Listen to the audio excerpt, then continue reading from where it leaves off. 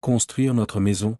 Et dites-moi, à ce sujet, avant de pouvoir construire notre maison, est-ce qu'il ne faut pas passer par un architecte? Et est-ce que celui qui désire construire une maison a le choix de passer par un architecte ou pas? Non, il en a l'obligation, et ce n'est certainement pas pour lui faire du tort. Bien au contraire, c'est afin que sa construction puisse résister aux intempéries. D'ailleurs, les architectes ne sont-ils pas aptes à donner les directives nécessaires pour que la construction soit solide?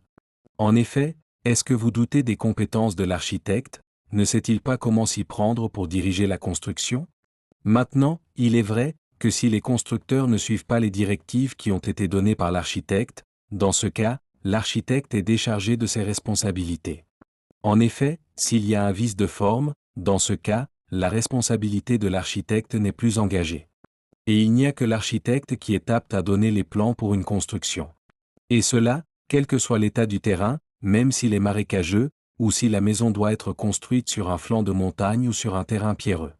En effet, l'architecte est le seul qui est habilité et qui a aussi les compétences nécessaires pour étudier l'infrastructure du terrain et de donner les directives pour entreprendre les travaux, ceci afin que la maison résiste à toutes les intempéries.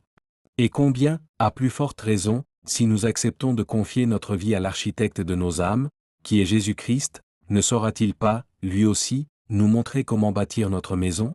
Et pour cela, il faut naître de nouveau, en acceptant de mourir à nous-mêmes, afin de donner la direction de notre vie au grand architecte.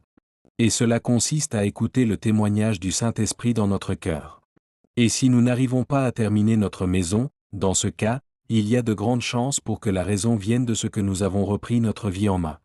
Parce que cet architecte-là veut nous accompagner pendant toute la période de notre construction, donc toute notre vie. Mais il faut reconnaître que nous avons la fâcheuse tendance à reprendre le contrôle.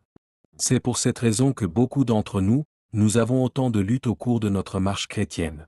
C'est tout simplement parce que nous reprenons trop vite notre vie en main, au lieu de nous laisser conduire par l'Esprit.